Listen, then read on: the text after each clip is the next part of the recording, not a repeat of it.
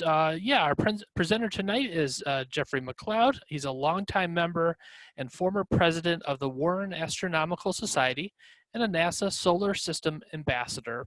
He has studied physics and astronomy at Wayne State University. Thanks so much, Jeffrey, for joining us. If you want to unmute yourself, I'll turn the screen over to you. All right. Well, glad to be here. I guess this is as good as it gets for talking about astronomy these days. I'm also a presenter at the Wayne State Planetarium, which I don't think I mentioned to Phil.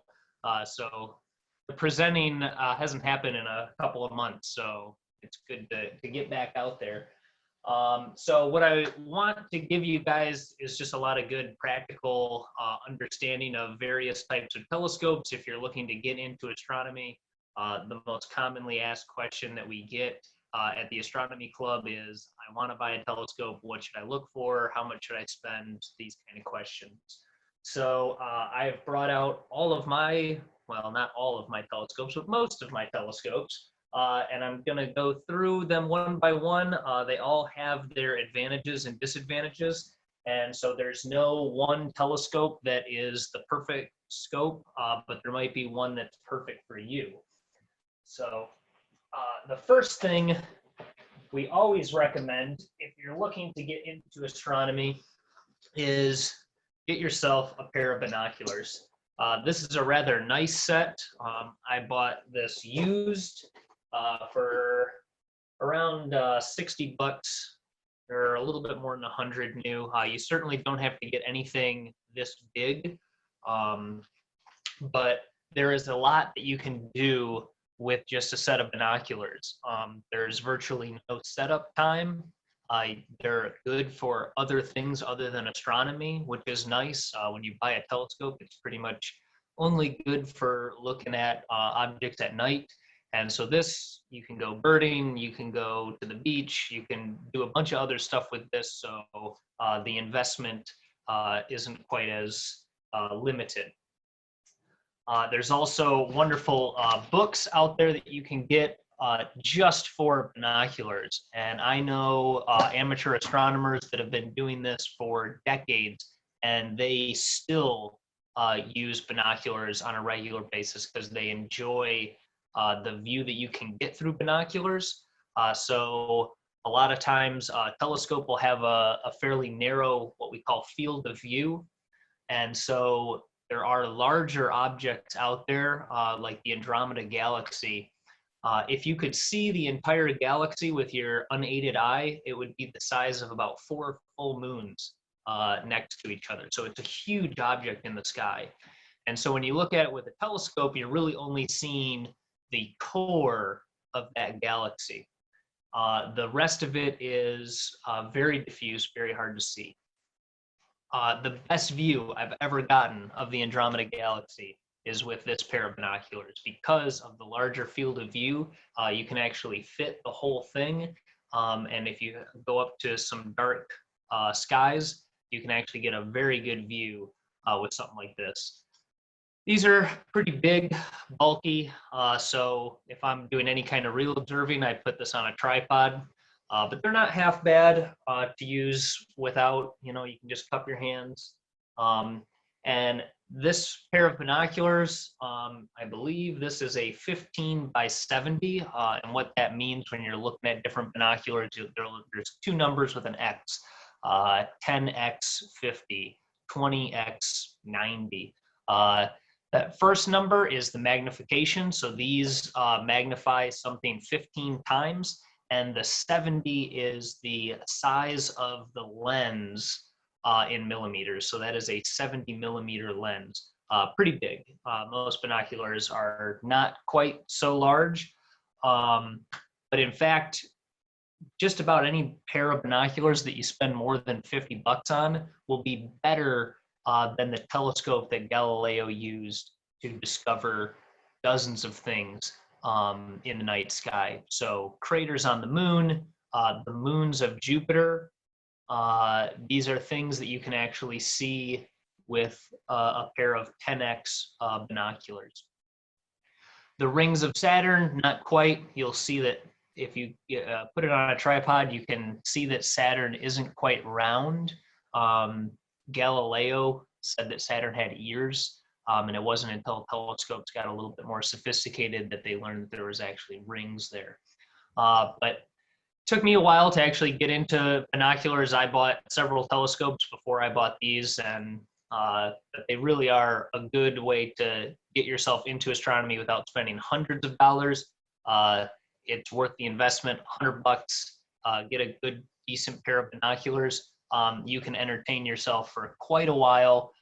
In this book here that I have, there are dozens of nebulae and galaxies and open clusters, and there are things out there for you to see. And these are objects that are actually, to most people, are better observed through a pair of binoculars than they are a telescope. There's a double cluster in the north that you can never quite fit both of them in a telescope. And so with a pair of binoculars, you can actually see both of these open clusters of stars. So that's a pretty good thing for a cheap pair of binoculars. Then moving up, Phil, do we have any questions thus far? None so far, but anyone Okay. who wishes to, feel free to. I'll keep monitoring that. All right, great. So the next thing we have is what most people envision when they hear telescope. I have a long tube here with a lens in the front, and then an eyepiece goes in the back here, which has another series of lenses, focuser at the back. And this is what's known as a refracting telescope. This is a Meade, and it says multi-coated there, which is a fancy way of saying it has some coatings in here that are supposed to limit the amount of different reflections that you can get. The refractor was the first telescope invented in the 1600s. It was actually invented by a Dutch optician, Hans Lippershey. Galileo was the first person accredited as using a telescope to look into the sky. These were military hardware. So this, spotting scopes were designed to identify ships and armies coming up over hills. And it wasn't until Galileo found Jupiter and looked at the moon and discovered that there were finer details that were unknown at the time. And then the telescope just exploded as a scientific instrument. His telescope was much smaller than this one. This is a 90 millimeter, so 20 millimeters larger than my binoculars. Now, refracting telescopes refract light. And what that means is when light goes through one medium into another, you get refraction. You can see this putting a straw into a drink. You can see this on a hot road surface. Anytime you get weird bendings of light, it's most likely due to some sort of refraction. And so that is a downside to the refracting telescope. When you're looking at certain objects, you'll get what we call chromatic aberration, which is a really fancy word for the colors tend to split. And so very expensive refractors use multiple lens segments together to try to correct for this aberration. That gets very expensive very quickly. I believe this is a doublet, which means there's two lenses in here. It helps correct, but you really need three, but a triplet in this size is hundreds of dollars, and any larger is thousands. This telescope, which is a Meade 90, I picked this up for next to nothing. You can find this telescope for about $100 with a tripod, with everything you need. Brand new, you're probably looking at 2 to 3 for something like this. And if anyone is in the market for buying a telescope, I always say stay away from the department stores. There are a handful of decent entry-level scopes out there, but it's really easy to accidentally buy junk. It's also really easy to accidentally spend more than you need. I've had people come to me and say, I've got $1,500 and here's what I'm thinking about buying. And you might not need to spend that much to get what you're looking for. So, but if you're looking for a scope for a child, it's really tempting to look at those, Walmart, Sam's Club telescopes for, the $50 to $100 range. Most of those have very crummy, what we call mounts and tripods. The telescope itself probably isn't half bad, but on a bad mount, it's almost useless.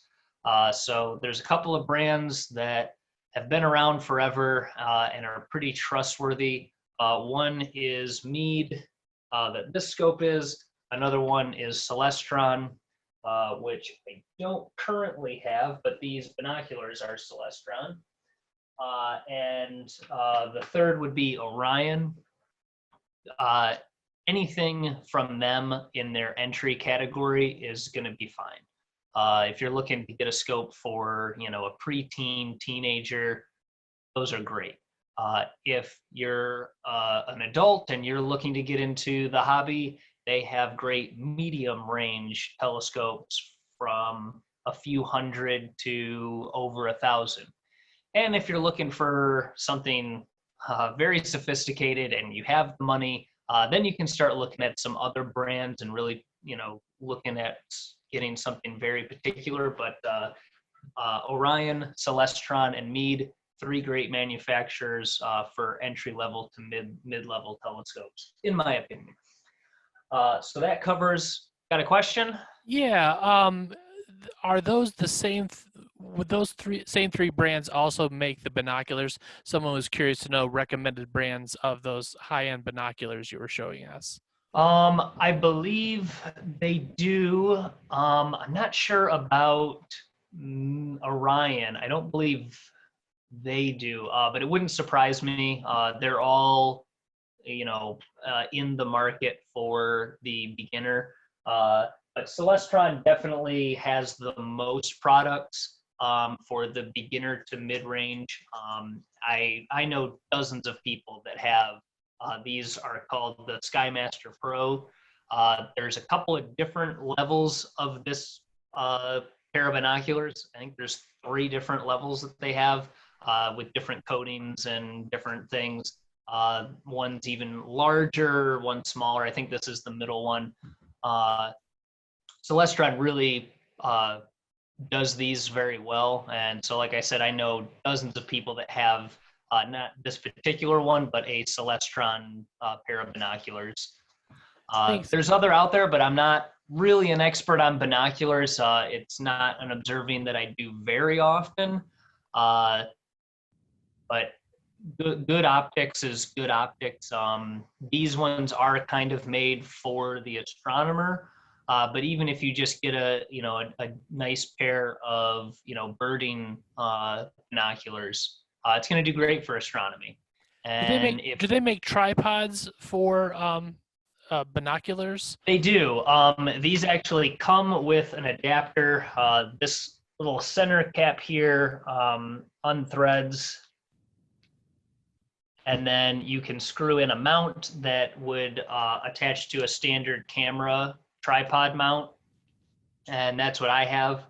I don't have it in the room here with me, but I have a. So you don't have to buy a special one for binoculars. Any standard tripod would work with that adapter. Yeah, and any of these big binoculars that are made for amateur astronomers are most likely going to come with an adapter that will get you set up on a standard camera tripod. There are kits, they call them parallelograms, and they're a special mount so that you can adjust the height of the binocular without changing its angle of what it's looking at. So these are, if you've got kids and you want to adjust the level for everyone, but without losing the target. That's when you get into, some more expensive stuff, because you got to have a heavier tripod for that kind of setup, but it is out there. Okay, and then I had one last question for this segment. What's a place that you recommend for buying a telescope? Whew. Unfortunately, there are no brick and mortar stores for telescopes. I've seen them at a couple of camera shops where they actually do sell Celestron and Orion products. I've seen them at hobby shops as well. But honestly, the best thing is to just go right to the source, go on the internet, go to celestron.com, go to orion.com, look at what they have to offer, see what kind of deals they're doing. It can be scary to have a telescope shipped, but you're best off having it shipped from the manufacturer rather than some third party, somewhere else.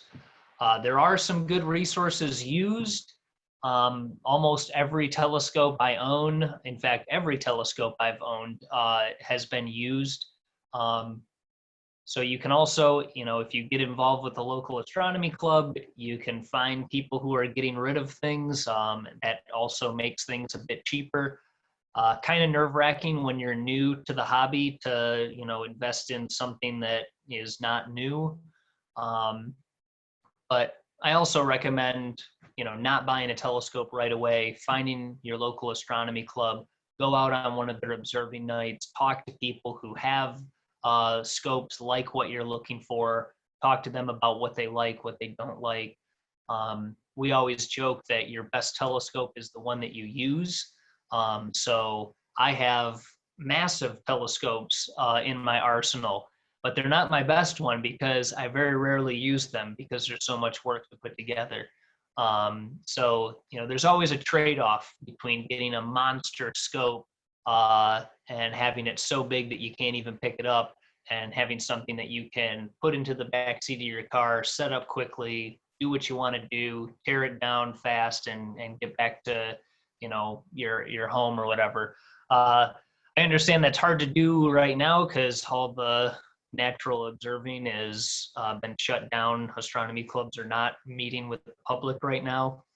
And it's a tempting time to buy a telescope because it gives you guys something to do. So hopefully I can give you guys enough information where if you are looking to buy something, you can get something that you're going to be happy with at least through the rest of the shutdown. And then you can meet some more people, and maybe when you're ready for that next telescope, you can some other resources, cloudynights.com and Astromart are two places that are almost like an eBay for amateur astronomers. A lot of high-end stuff gets sold through them. So maybe not necessarily for the beginner, but it might be worth taking a look at to see what people are getting rid of on those sites.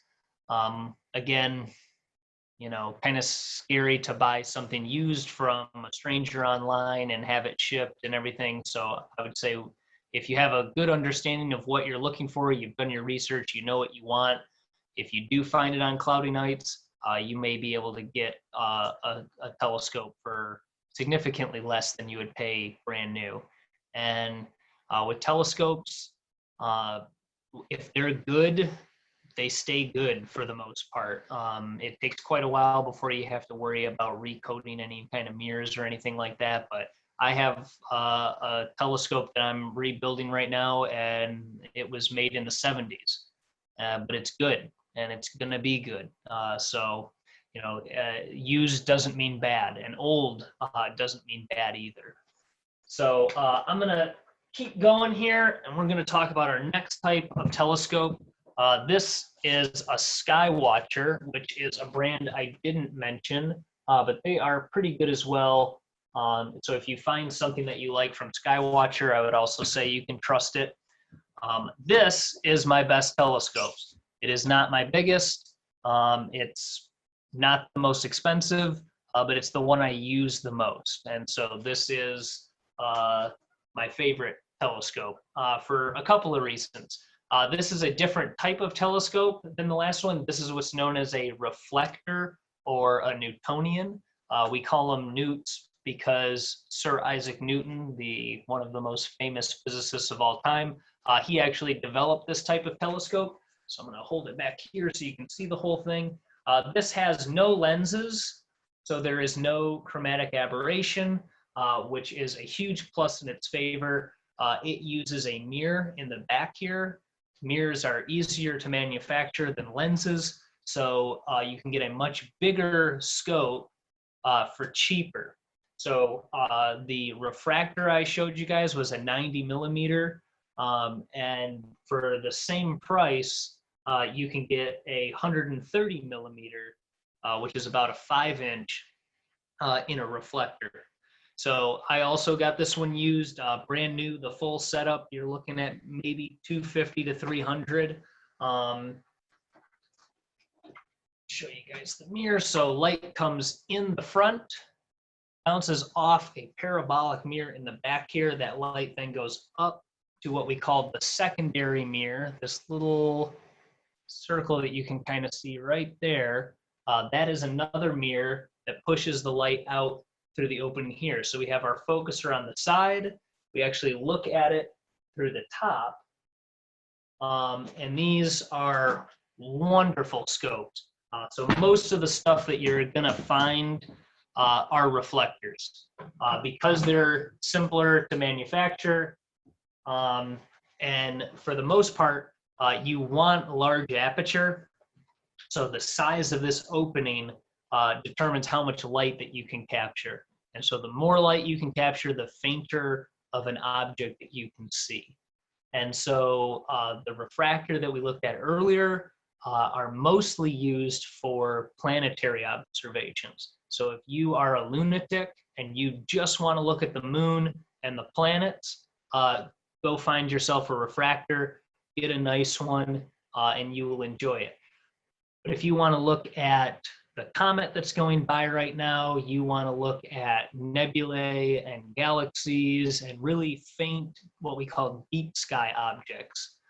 So the solar system we kind of think of as our backyard. The deep sky is looking out across the universe.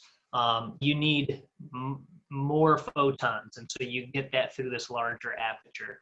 And it's just too expensive to do that with a refractor. And so anything larger than about 3 inches most likely is going to be a reflector. The Warren Astronomical Society, we have an 8-inch refractor. It was about 10 grand. So don't do that. You can get a 10-inch reflector for 600 bucks. So, and believe it or not, they have amazing views through those telescopes. The other thing that's great about this one, it has this little step down cap here. I love this feature. So if I'm looking at a very bright moon, I'll actually just use this opening here. And then when I want to look at something fainter, you take the full cap off. Pretty nice little feature. All right. And then lastly, for the telescopes themselves, which is only part of the equation when you're looking at getting a telescope, we have what's known as a Cassegrain, which uses lenses and mirrors. So we've looked at lenses, we've looked at mirrors, now we have a composite of both. This is one of my favorite telescopes because it is gorgeous, but it's rather small. So it is not what I'm gonna pull out first. And actually I use this mostly as a showpiece, but if I'm going on a trip where I can't pack a lot, this whole telescope fits into a very small box. So if you're going on a car road trip, this is something you can squeeze in. But to be honest, no better than my binoculars. But you can take this cap off here, and you can see that it has a lens at the front, we actually call that a corrector plate. And so the light comes in, it's refracted slightly through the lens, it bounces off a mirror in the back here, goes forward to this secondary mirror that you can see here, and then the light comes back, and then you look through the back. This is where your eyepiece would go. This telescope has a really weird feature that the entire barrel is the focuser. It's something that Celestron did on this telescope and quickly learned that that's a bad thing to do, and they never did it again because it's horrible, but it's really neat, but not the best for actual observing. So that is your Cassegrain type scope. Celestron has a great series of these. They're probably the telescope that I want the most in the world. I believe they're called a CST, and they have an 8-inch, they have a 10-inch, they have an 11-inch. They get rather expensive, but the views through these type of telescopes are second to none. If you get a chance to look through some telescope, someone has a CST 8 or above, take a look, because they really do. They're wonderful machines. Much bigger than this one. This one is a 114, so it's about 4 1/4 inches in size. All right, any questions before I start going to mounts? I think you may have already answered this, but just in case not, someone wondered if there's a place to buy a telescope on a budget. There are. Unfortunately, everything that I would recommend is kind of shut down at the moment. But I always say find your local astronomy club, because they will help you more than the internet possibly can. The Ford Club has an annual swap meet every year. It's a great place to go to just see if someone is getting rid of something in your price range. I go every year, and I actually, this telescope was purchased at that swap meet, and I got this optical assembly for, I think, $60. It's also nice if you can be patient and part things out individually, because you can definitely get things cheaper. But yeah, on a budget is a little bit harder. Depends exactly what your budget is. But you can get a nice entry-level scope that will keep you entertained for quite some time for the $200 range. You might have to be a little patient or spend a little bit more money, depending on what you want to get. I'm also a big fan of analog telescopes, so none of my telescopes have any computer equipment attached to them, which means I don't have to deal with any of that computer stuff. But if you're looking to get into a go-to or a push-to type telescope, it costs more money for the electronics in those scopes. Thank you. And then there's one new question. What do you think of the Next Star models that I think help with tracking? Next Star. Boy, I'm not very familiar. It rings a bell, but it's not something that I've used. Like I said, I'm an analog guy. I don't do astrophotography, so any kind of really expensive tracking gear, I don't need it, and so I don't know much about it. Astrophotography can get real expensive real quick. I like having tracking. When I show you the different mounts, we can talk about different tracking stuff, but I don't have a strong opinion on the Next Star. But maybe at the end of the talk, I'll refresh my memory on it and make sure it's not something that's, because there's also some scams going on right now with telescopes. You may have seen like Facebook ads for these astro imaging telescopes. They're horrible. They promise the moon and the stars, and they're nonsense. They're not even telescopes, if you ask me. So this guy right here is on what's known as an Alt-as mount. And these basically just go, if I unlock it here, these go around and up and down. And so when you want to find something, you just turn it. Very simple to understand, easy to set up, cheap to manufacture. But the downside is the sky does not move like that. And so if you want to track an object, you're constantly going to be moving both axes of this mount. And on a telescope like this, that is rather difficult to do, tedious. You're constantly adjusting it, and that can be frustrating. So some people love Alt-as mounts. On really big scopes, you basically have to have them. There's a type of mount called a Dobsonian. If you look at any big telescope, they're typically on a Dobsonian mount, which is very similar to this Alt-as style. And they work fine on the really big scopes. When you get smaller, then they get kind of frustrating. I don't think that stopped. The other style is what's known as an Equatorial. This is mine. This is the one that I use on that Newtonian I showed you guys. It looks confusing. When you first get into them, they are confusing, but once you really learn what you need to do to make this thing work, they are fantastic. So the idea of these, maybe I'll tilt my camera down just a little bit. The idea is that this line here is lined up with the Earth's rotational axis.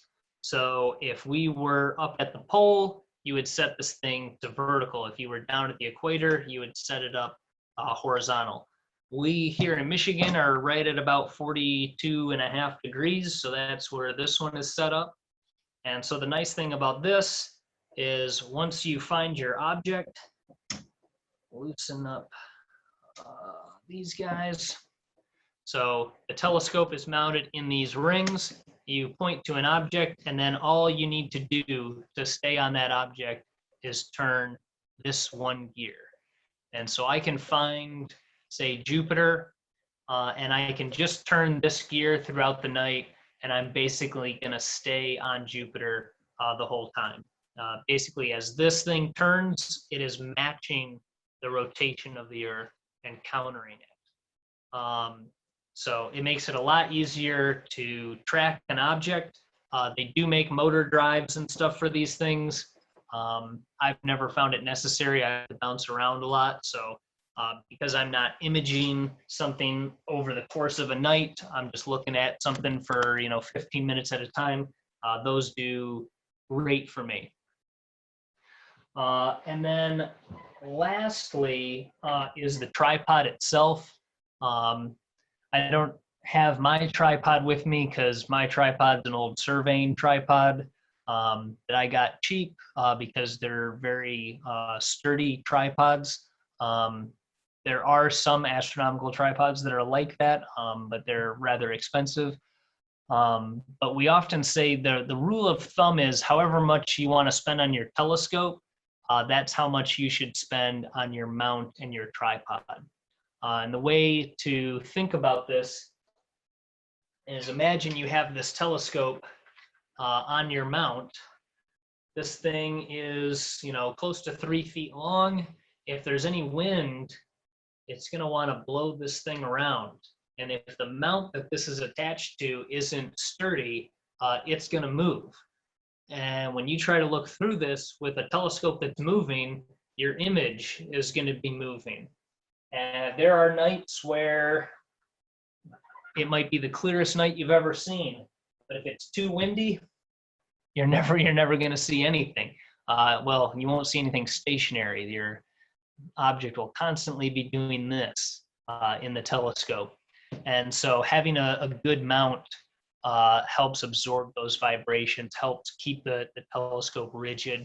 Having a larger scope helps, but again, once you start adding more and more weight, it gets harder to transport, harder to store, harder to set up. So there's a fine line between, you might be able to afford a really nice, 12-inch Cassegrain telescope, but that thing is going to weigh, 50, 60 pounds, and you have to be able to lift that sucker up and get it onto the mount. Your tripod's probably going to weigh another 30 pounds. The mount itself is probably going to weigh 20 some pounds. So you have to factor all of that stuff in, what you want to lug around. And then those bigger scopes typically have power associated with them. So, can you connect to some sort of power source, or you're going to have to buy batteries, that kind of stuff. And so, like I said before, it's the telescope you use that is the best thing to have. And so I've met people that, they had a budget of $3,000, so they found the biggest telescope that they could get for $3,000, and then quickly realized that, like, just to go out for a night of observing completely filled the back of their car. It took them, an hour and a half to set it up, which means at the end of the night at 2 a.m, you're looking at an hour of tearing it down in the dark, getting everything back into your car.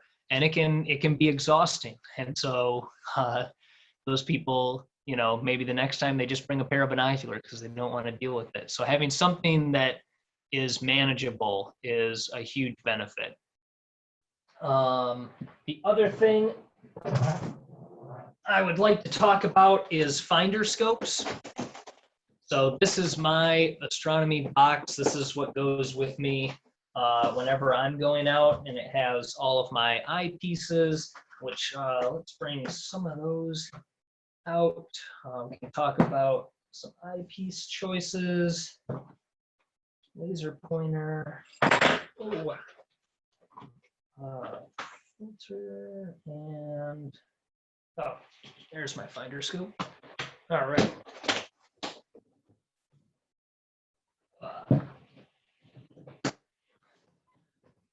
So you've just bought a new telescope, and it came with no eyepieces. There are eyepieces out there that cost more than my entire collection of telescopes. So you can buy a $500 telescope, and you can buy a $1,500 eyepiece. In my opinion, a $50 eyepiece is pretty darn good, and a $500 eyepiece is only a little bit better. It's not 10 times better, even though it's 10 times the price.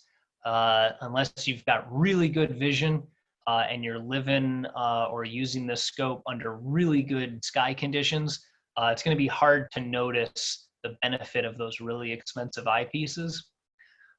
Typically, those expensive eyepieces have a 2-inch barrel.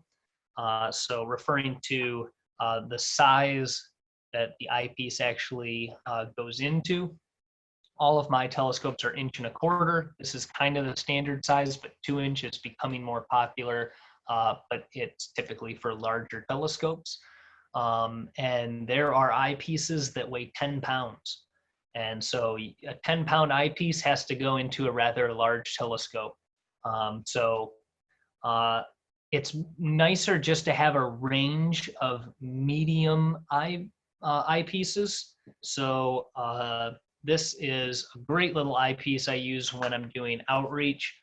This one eyepiece is actually everything from an 8mm all the way up to a 24. So the smaller this millimeter rating is basically the higher the magnification. And so just having a range between something on the lower end to something on the higher end is a nice thing to have in your kit. When you're looking for objects, 10 mil is a great starter. Most telescopes, if you buy them from Celestron or Orion, are going to come with 1 or 2 eyepieces just to get you started. So say you're trying to find the comet that's going by right now. You might find it in your binoculars first, and then okay, it's right between these 2 stars. You point your telescope. You'll start with your highest number eyepiece. One of my favorite eyepieces is this 40 millimeter right here. Big, nice field of view. So you start with this, you center your object, and then you take that one out. You go down to something like this that has a 24. And so now you're a little bit more zoomed in, you recenter, then you can go down to a 10 and then down further. I typically don't go down much farther than 10. The more magnification you try to put on an object, it's much more difficult to actually focus on it. And then you're really asking a lot of the sky to be stable and crisp to take advantage of that kind of magnification. There's equations that you can use, but just as like a rule of thumb, you don't want to actually put too much magnification on an object. So when we're doing events for the public, a lot of times people ask me, how powerful is this telescope? And that's a difficult question to ask because that's not how we talk about telescopes. We're not really concerned with what people typically mean by power is how much can it magnify something. And we're not actually concerned with how much it'll magnify something. What we're more concerned with is how much light amplification can you get, which just comes down to the size of the opening of the telescope. So aperture is everything when you're looking at faint deep sky objects. If you're trying to resolve features on the rings of Saturn, then yeah, magnification is going to be more of a factor. And aperture doesn't matter near at all because the planets are so bright. You don't need a lot of light capturing ability. However, to get that really high angular resolution to see features on Saturn, you typically need a larger telescope because the manufacturing of small lenses and mirrors to make them precise enough to get that kind of resolution is really difficult, and it's easier on larger lenses and mirrors. So this is another thing in favor of, you know, those CST 8s and 10s. They'll do everything, but they can get rather pricey, and that's why I don't personally own one. My 5-inch reflector, it does a little bit of everything, and it does it pretty darn good. And so for the money I've invested in it, I love that telescope. Finderscopes. And our guy over here, this little telescope up here is the Finderscope. And this thing here is identical to the larger refractor that we saw earlier. It has a lens. It has a lens in the front. It has a lens in the back. It works just like a telescope. The problem with that is these lenses invert the image. So when you look through this, you're seeing the sky upside down and flipped, and so it can be really confusing to someone who's new to astronomy to use a Finderscope like this. And honestly, I don't use these types of Finderscopes anymore. I've spoiled myself with one of these guys. There's a couple of companies that make these. This is a Rigel Reflex Finderscope. Telrad is another one. The Telrads are bigger and nicer, but this one fits on my telescope. And what this is, basically a laser heads-up display. Unfortunately, my battery's dead, but there's a little plate of glass in here mounted at a 45-degree angle, and then it produces an image of a bullseye that is projected onto that piece of glass. So if this was on, you would basically look through this opening here, and you would see a bullseye. And so when this is mounted on your telescope, you can just look through it. There's no magnification, but you can see the sky you're looking at and just put that bullseye right where you want to look, and then go and look through the telescope and fine tune it. These are amazing. And just about everyone I know uses some form of either a Telrad or a Rigel or some sort of what they call red dot finders. And Orion, Celestron, Meade, they are all starting to offer these on their entry-level telescopes. So it can be something to look for. If you're looking to buy, one model might be, $10, $15 cheaper, but the one that has the red dot finder is the one to go with, because these make it so much easier to find what you're looking for. Believe it or not, I've spoken with a lot of people. It can be difficult to find something bright and big like Jupiter with a telescope if you're unfamiliar with how it works, how it turns. You're looking through the Finderscope and everything's going upside down and backwards. You can really get jumbled around trying to find something. And Jupiter is easy to find. If you're looking for something that you can't just point to with your hand, it can be near impossible to find what you're looking for. So I highly recommend red dot finders. I love them. I will never go back. And then finally, filters. I don't use them very often, but I've gotten these at swap meets over the years. There's different types of filters that we use for different types of objects. So some we call nebula filters.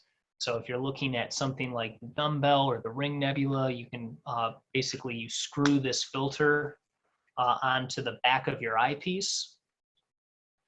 So it's got some threads there. Your eyepiece will have some threads, and you can just put this guy in the back of your eyepiece and add that layer of filtering. There's also color filters that people use when they're looking at the moon to exaggerate certain features, but nothing you need right away. But if you start getting into the hobby and you get into a particular type of observing, like I just love planetary nebulas, I want to get the best view I can, then you want to start looking at some different filters. All right, how am I doing on time and questions? You're doing fine on time. Got about 12 or so minutes left. Oh, here comes a new one. Do you have any favorite places in Michigan to view the sky? Absolutely, I do. Michigan has some great places to view. My personal favorite is the Stargate Observatory in Ray, Michigan, which is getting into northern Macomb. This is the place that is operated by the Warren Astronomical Society. So if you go on our website, warrenastro.org, go to the tab for Stargate. It'll give you directions, tell you about the observatory. Unfortunately, it's kind of closed down right now. It's located inside a metro park, Wilcott Mills Camp Rotary, to be specific. I believe that park is still open during the day, but it's getting shut down at night. And normally we're allowed to be in there whenever we want. This is where we hold our public events. That's where our observatory is, where we have an 8-inch refractor, which is amazing. We also have a 22-inch reflector. So imagine this scope here, instead of being 5 inches across, it's 22 inches across. That telescope is about 9 feet tall. It is phenomenal for looking at deep sky objects. And so it's wonderful anytime we get a chance to bring that guy out. Other than that, the Thumb is a great area for northern sky because you've got the lakes ahead of you.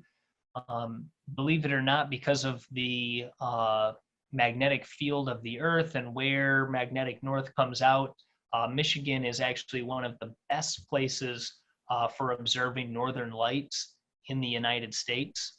We're actually closer to the magnetic pole of the Earth than Alaska is, which blows my mind. Every time I think of it, I'll go to a globe and it's like, yeah, it is. So going into the UP, you can actually get a better chance of seeing aurora than you can going to Alaska for most of the year, which is pretty amazing.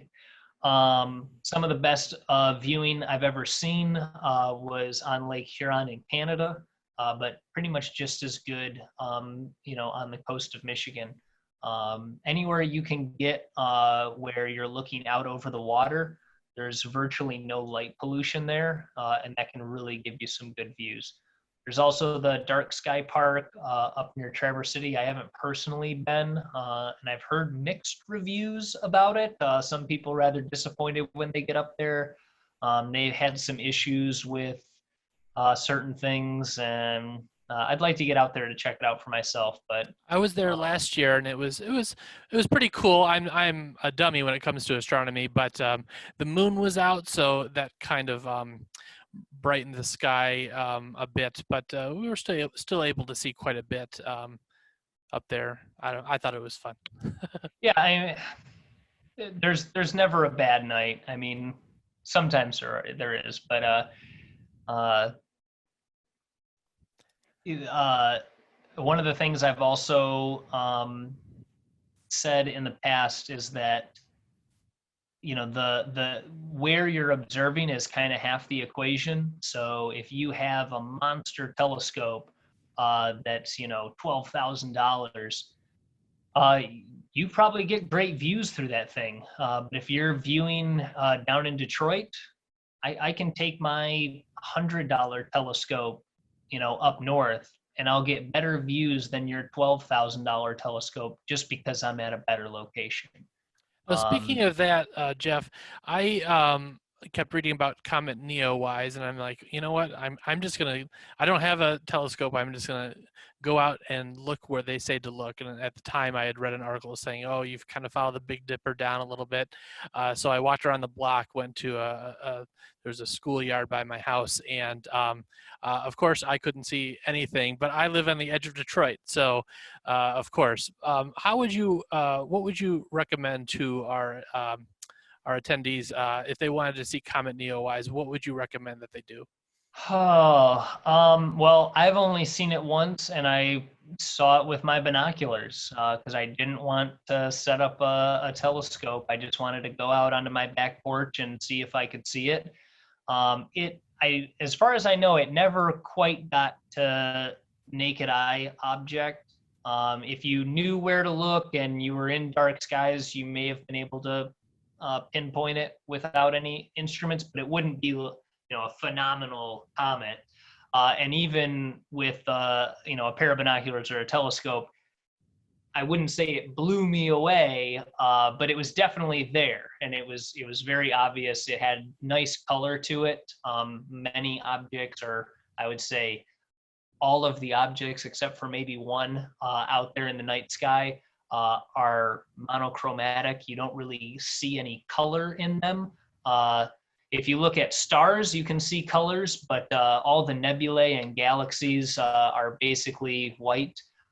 You can see beautiful photos like the one behind me that show a lot of color, but that's not the way your eyes work, and so your eyes will never see that color. You need to do photo processing to get that.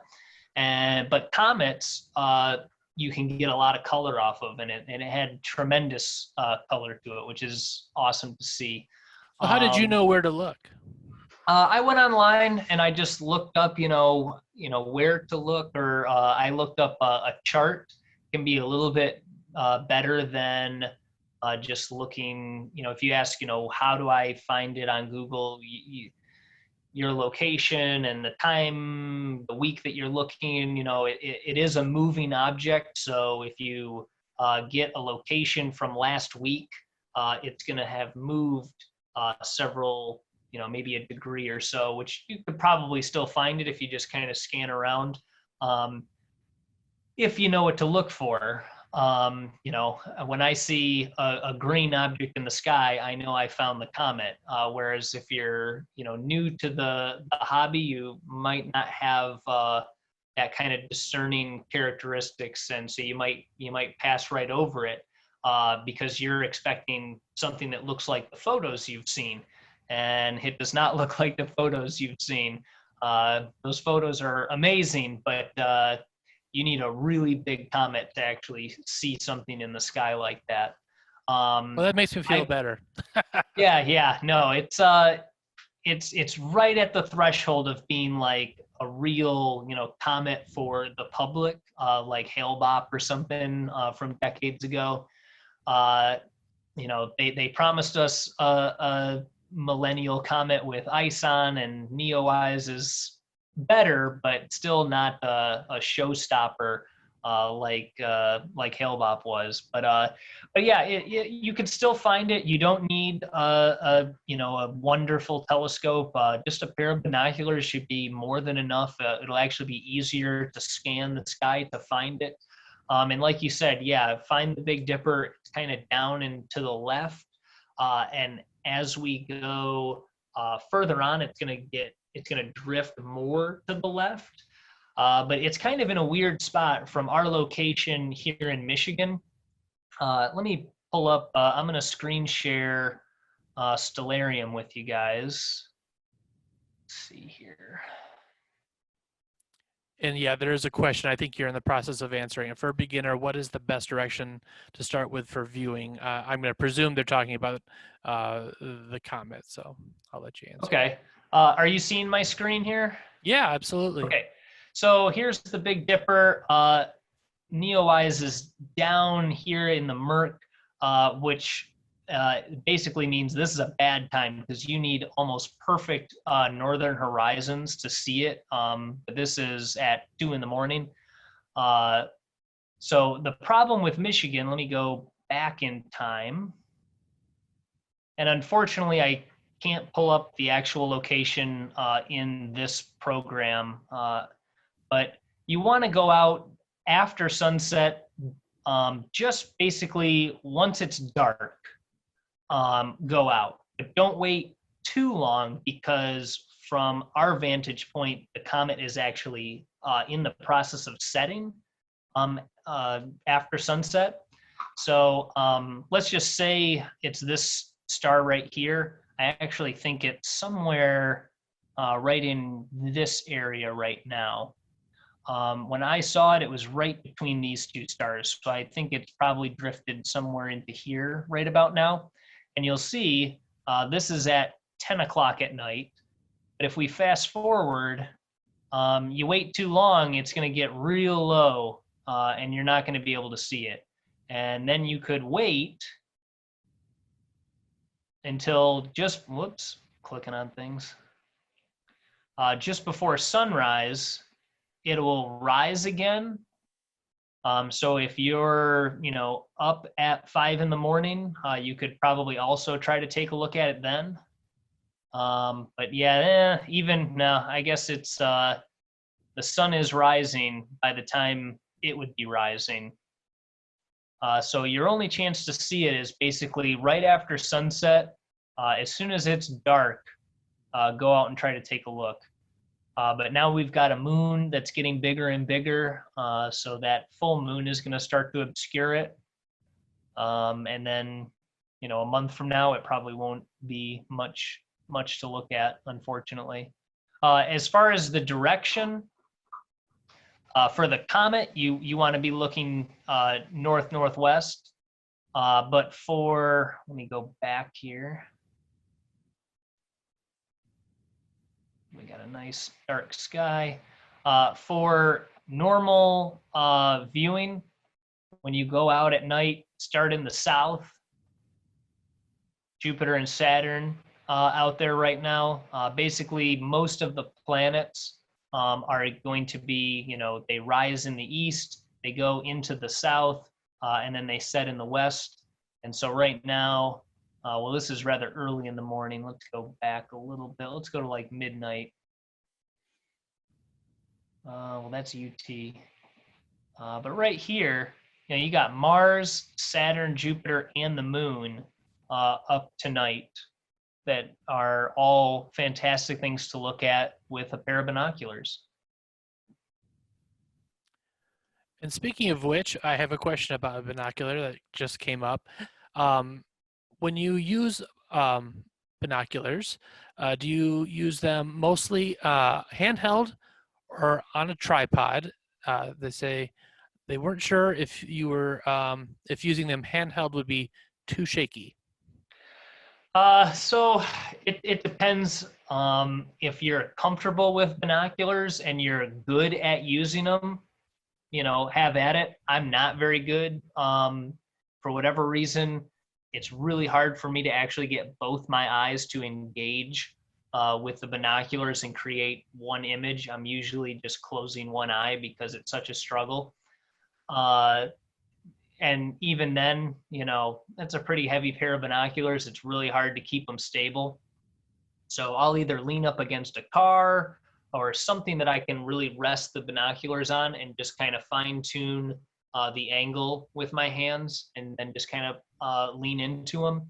But I do have a tripod. If I'm trying to look at something specific, I'll usually set up my tripod. If I'm just kind of out and about and I just want the opportunity to see something, I'll just throw them around my neck. And it's definitely not as good of a view because it's literally impossible to really stabilize any pair of binoculars with your hands. Even your heart rate is enough to shake your hands constantly, essentially. I mean, you're never going to hold it as still as a tripod will. And so if you're looking at anything difficult, you really want a tripod. If you're looking at anything small, if you're trying to look at Saturn through a pair of binoculars, which can be a fun exercise in just seeing how difficult early observations were. Like I said, a pair of 10x binoculars is pretty equivalent to what Galileo was using. And you can, it's fun to follow in those footsteps. And so you can, but to see the oblong shape of Saturn, you really need to get it, stabilized. And so you got to either lean up against a tree or a parked car or something, or get yourself a tripod. Thanks. Okay, here's we're really going to test your knowledge. Is the Celestron Exploroscope 70AZ refractor telescope a good starter scope for a 10-year-old? Found one for $50 and wasn't sure of the scope's quality. I would say yes. For a 10-year-old, that's a great entry-level scope. It's priced right. I mean, you can't beat $50. It's from a quality manufacturer. It's probably still on the lower end, but for a 10-year-old, you don't really have to worry about it. If he breaks it, it's $50, big deal. And that's a scope that you'd probably grow out of. So it's not a bad thing, for a 10-year-old, because by the time he's 14, you might be ready to spend, $200 and get something a little bit nicer, the next level up. Get yourself a reflector, a 4 1/4 is a great, starter scope. The thing with the small refractors is you're not really going to be looking for deep sky objects. So that scope is pretty much built for the moon and the planets and bird watching. It's going to be bad for bird watching because your bird's upside down. So the moon, the planets, some of the brightest deep sky objects, which are mostly in what we call the Messier catalog. They're denoted with an M. So you'll hear, amateurs talking about, taking pictures. Andromeda is M31. The Ring Nebula is M57. So these are the objects that are always rolling around in our heads. It's going to be virtually impossible to get a good view of some of those objects. But also for a 10-year-old, it can be difficult to see those objects anyway, because they're so faint and diffuse, and they're harder to appreciate, I'll say. I've had a lot of people come up to, an enormous telescope where you're getting the best view of, a galaxy that you're going to get in the Lower Peninsula. And people look at it and they go, oh, that's not what I thought. I thought it would look like, this picture I've seen of it. And so it can be hard to appreciate what you actually see through a telescope. But what I always say is when you look through a telescope and you look at the Andromeda galaxy, even though it might not look like much, you own those photons. So those photons have been traveling through space for 2.5 million years, and they haven't hit a single thing until they hit a receptor in your eye. And so now you really own a piece of the Andromeda galaxy. When you look at Saturn and you're looking at it with your own eyes and seeing it as a real object out there in space, you know, you take a piece of it home with you, and you can't say that about a photograph. And so that's what does it for me, at least for visual observing. You know, we can't compete with the astrophotographers, but it's just it's really a different game. You know, to me, the fun of amateur astronomy is learning the sky, learning where things are, appreciating, you know, how we discovered these objects, how we figured out what they are, and where they are, is just fascinating to me. Well, thank you so much, Jeff. I have no further questions from Awesome. our attendees, so you've answered all the questions in the universe. So I appreciate that. Wonderful. And thank you. My job here is done. Yes. Well, thank you for sharing your time and expertise with us today. And I presume the Warren Astronomical Society welcomes new members, and I appreciate you sharing your knowledge with us. Yeah, if I could plug them real quick. We're not physically meeting, but they are still conducting virtual meetings, so you can still join the club. We host 2 lectures a month on astronomy. So it's a great place to, you know, meet people that are like-minded, learn more about astronomy in general. You know, it's a fantastic resource. If you have any questions, feel free to email the Warren Astronomical Society. You can email info@warrenastro.org. You know, anything you have, we're there to help the public get involved in astronomy. That's wonderful. Well, thank you so much again. This will be recorded, so if you guys want to review this again, it'll be posted on social media soon. And thank you all again for coming.